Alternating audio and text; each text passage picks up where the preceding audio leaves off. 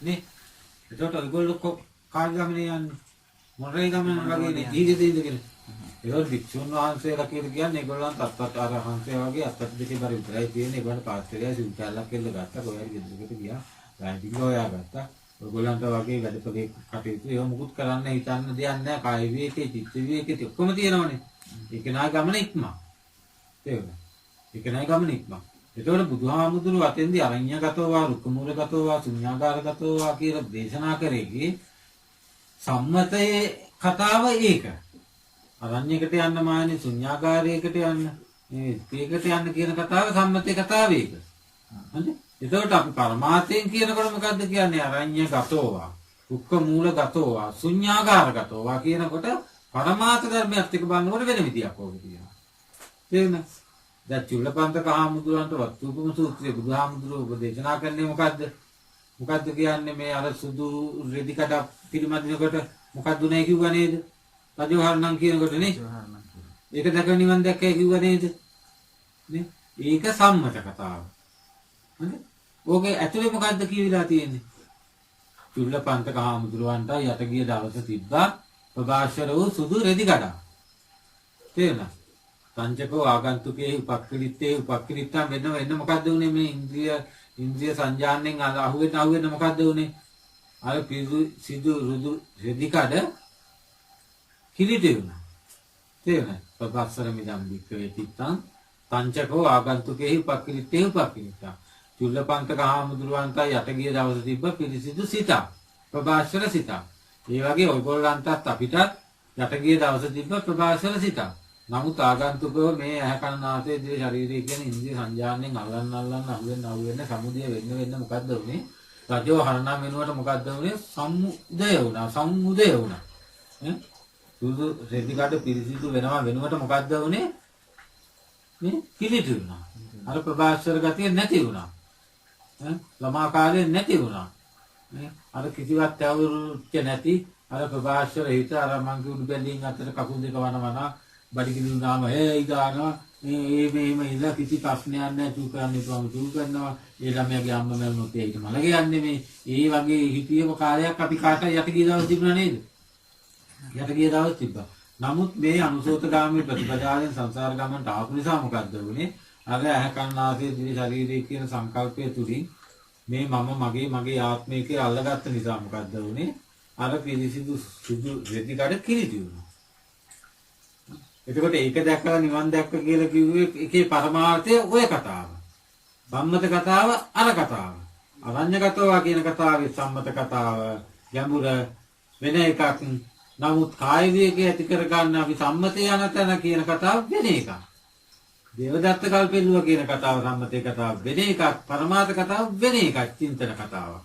ඒ වගේ එකක් තියෙන හැමතැනම සම්මුති සත්‍ය සහ පරමාර්ථ සත්‍ය කියන්නේ.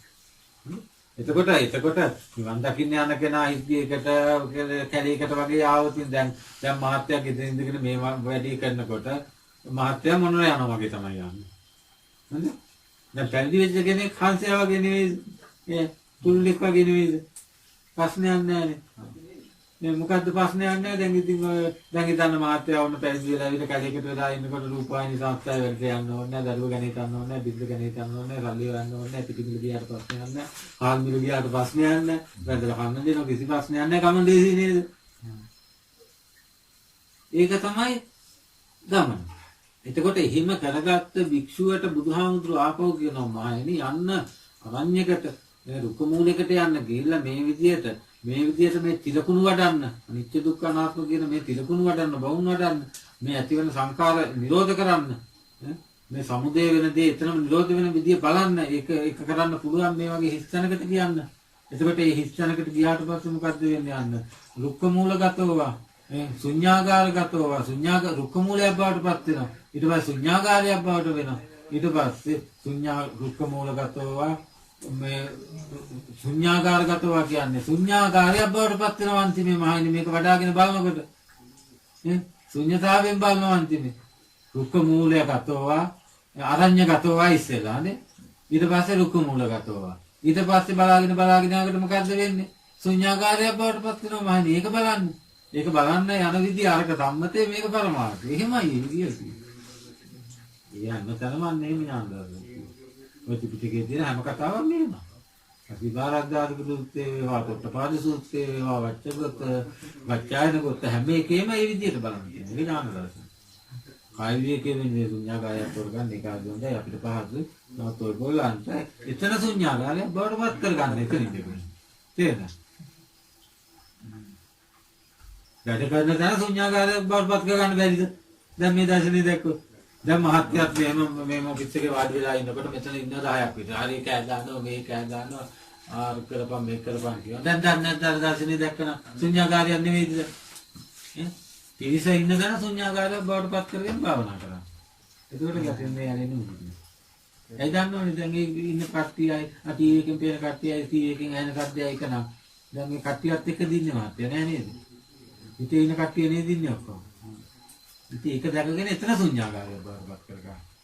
එතකොට ප්‍රඥාව වෙනවා. දර්ශනය වැඩි වෙනවා. ඔව් එතන රුක්ක මූල බුද්ධියක් බවට පත් කරගන්න. එතනම ඕන මොන රත ඇරලා මේ මං කිව්වේ මේ හංසයක් ගන්න. බැරිද? පරමාර්ථයෙන් එහෙම පුළුවන් නේ. මොඩල් ගමන වෙනකොට හංසය ගමන විදිය ගන්න ඉතින් ප්‍රශ්නයක් නැහැ. ඒක ඉතින් දරුවට කොහොම කන්න දෙන්න එපා. නේ? මේ කන්න දෙන්න එපා. හෙට වැට යන්න ඕනේ කියන එක හිතේ තියෙනවා. නමුත් ඒක ප්‍රශ්නයක් නැහැ. ඉතින් හිතේ ඉවෙන්න බෑ වැට යන්න. දැස්සොත් යන්නේ නැහැ. ඊට පෑවුවොත් මේ පාස් ගන්න නැතුව ලෙඩක් වෙයි. ඒ මුකුත් නැහැ. ගස්සන මුකුත් නැහැ. ඔව් වැට යන්න ඕනේ කියලා හිතාගෙන ඉන්නවා. ඉතින් හෙට ඊට පෑවුවොත් වැට යනවා. ඒ එතන ශුන්‍යාකාරයක් බවපත් කරගන්න කෙනෙක් දැන්. එහෙම නැත්නම් ඉතින් මේතුම ගස්සන ප්‍රශ්න මුකුත් නැහැ. ගස්සන්ට යන්න ඕනේ. දෙකම නෑ. එතන ඒ විදිහට ගැටීම් ඇති කරගන්න එපා. ඒ වුණොත් සතර අගති වැඩෙන්නේ. සතර අගති වැඩෙන්නේ. ඒ වුණොත් එතන අඩකොටයක් වැඩෙනවා. විද්ධිපාත සකස් කරගෙන යන්න ඕන එකක් තියෙන්නේ. ඡන්ද චිත්ත විරිය විමර්ශා. ඔය විද්ධිපාත. එතකොට තවත් හතරක් තියෙනවා මාත්‍ය. ඒකත් පටන් ගන්න ඡන්දේ. මොකද්ද? ඒකට කියන්නේ අගති හතර කියලා කියන්නේ. ඡන්ද, දෝස, බය, මෝහ. තේරෙනවද? දැන් මාත්‍ය හිතනවා මං ගිහිගෙදර ඉන්නේ.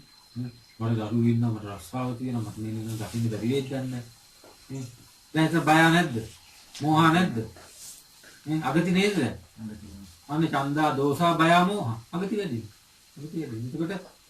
එතකොට නිවන නෙවෙයි තියෙන්නේ අඩකොටියක් නැද්ද එතන යාට යන්න බෑ අඩකොටියක් හිතලා තියෙනවා නමුත් එතන ඉඳගෙන ඉදිපාදකක් කරගන්න ඡන්ද මෙච්චර කාර්යයක් ඡන්දි දැන් මේ කාටේ සංසාරේනේ දැන් ඡන්ද දාන්න බුදුහාමුදුරුවන්ට. මෙච්චර කාලයක් මෛත්‍රී පාඩ දැන්න දැන් බුදුහාමුදුරුවෝ ඡන්ද දාන්න. මේකයි කියන්නේ. අනේ ඡන්ද මේ ඡන්ද චිත්ත විදිය විමර්ශන. අන්නේ වගේ ඉදුගාතනක් කරගන්න. ගමන්දී. ඒතකොට කොතන හිටියක් ප්‍රශ්නයක් නැහැ. කවුරු දැන්නත් ප්‍රශ්නයක් නැහැ. කවුරුත් ප්‍රශ්නයක් නැහැ. වෙදර ලස්සනද කියනවා කිසි ප්‍රශ්නයක් නැහැ. ඔය දරුවටත් සලකනවා. දරුවා එනකොට කියන්න එපා මේ ධාතුවක් එනවා කියලා. දරුවා වඩා ගන්න ඔක්කොම කරන්නේ නැත්ත දකිමින් යන්නේ. ඒකයි.